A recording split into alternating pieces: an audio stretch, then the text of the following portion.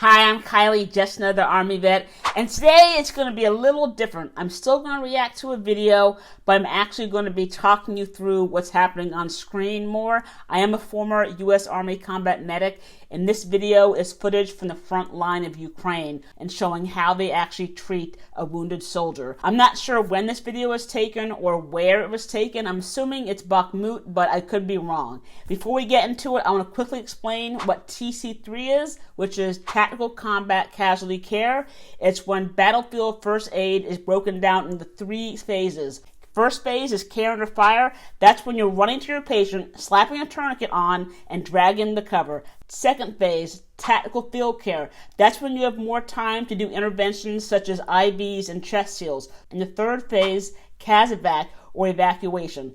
And yes, full disclosure, I have seen this video before. Let's get to it.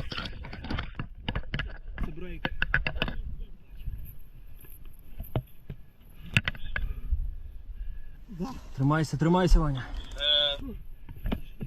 Знімай каску! Каска передавлює. Зараз. Знімай, Ти знімай. можеш? Та, блядь, це 300 тут! 300! Перекину. Дайте води. У мене в рюкзаку є вода. Сполучне! Нога, рука, 2 руки. Тут треба присіку. Чекай, знімайся. Не можна взяти? Так розрізайте, не знімайте. Стой. Та не розрізайте, ще один прильот, мені пізда. Нормально, ти живий, блядь. I like that. Relax, you are alive. See, he is good. One of the biggest things you can do is reassure your patient, and he's doing just that. But looks like we are in the second phase of TC3. This is tactical field care, and this is when you can actually take time to cut away clothing and expose wounds. I wouldn't put a tourniquet up high and tight over clothes at this point. I would actually go ahead and cut away and look for the wound itself. Then I'll put the tourniquet on 2 to 4 inches above the injury. Середній.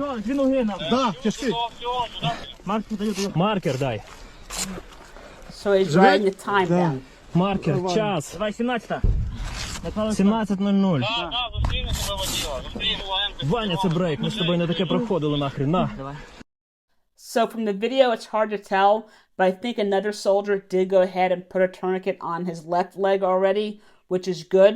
It's always good to have extra hands so you can address more than one thing at a time. Remember, you're not always going to see the obvious injury, so when you do actually check your patient out, you have to check all 4 limbs for bleeding, but sometimes you see an injured arm, and then you zero in on the arm, put a tourniquet on, and you forget to check the other arm and the legs, then that's how injuries get missed and people bleed out. So always check all 4 limbs for arterial bleeding. It's very important. In terms of what we just saw with the tourniquet, very important to note the time of the tourniquet because the upper echelons of care need to know. If you don't have the white label to write the time on, you can always write it on the field medical card, which you should have, and you can also write it with a Sharpie on the patient's forehead. Just write T and time, and everyone should know what that means. Блядь, пацани. Ти в нормі, блядь, ти в нормі. Вак визивайте. Розрізай. Табак уже. Дивись, на полоску. Ну, плюсніку, блядь, бажано. Треба заклеїти. And only after addressing and stopping all life-threatening bleeding do you address airway and breathing issues, which can be caused from chest injuries. And it's good they're exposing the injury. Нормально затягнути? Так, охуєнно, я затягнув так, що він буде жити. Тут нормально затягнуто, пацани. Не знаю. Нога. It's tight, that way he'll live. If your tourniquet is not tight enough, then you're doing nothing for the patient.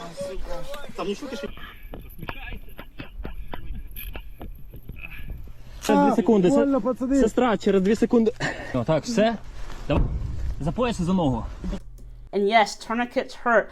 I've had tourniquets put on me during some advanced medical training in Texas, and it is one of the most painful things you will ever experience. I would almost rather have a gunshot wound than have to have a tourniquet on me for more than a few minutes.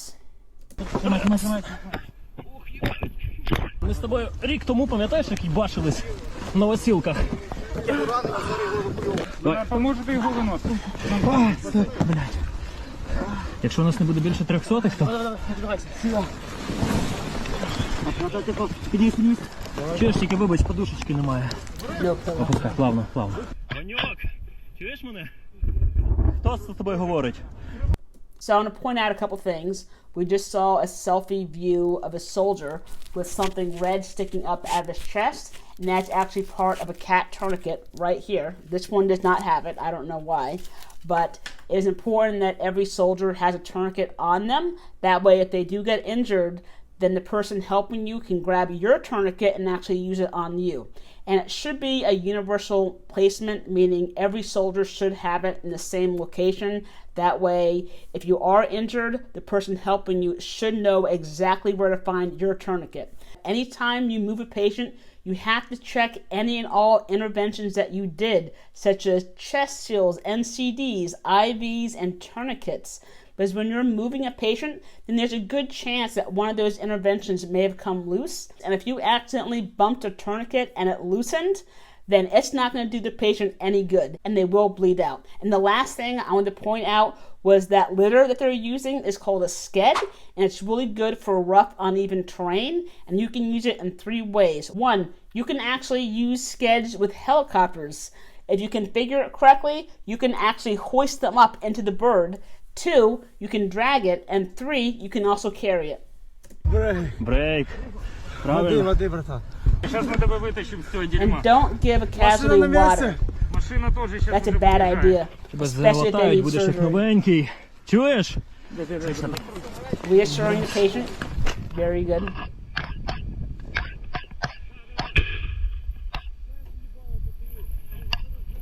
Все нормально, блядь. Ми побачимось. Ми то перемагаємо, але... Такою ціною, бляха. Дуже дякую ще раз за допомогу. Вона дуже допомогла, все добре. So that was a good demonstration of TC3. And I'm very impressed with this team. They communicated, reassured the patient, addressed life-saving injuries first, and they got him the hell out of there. So that is awesome.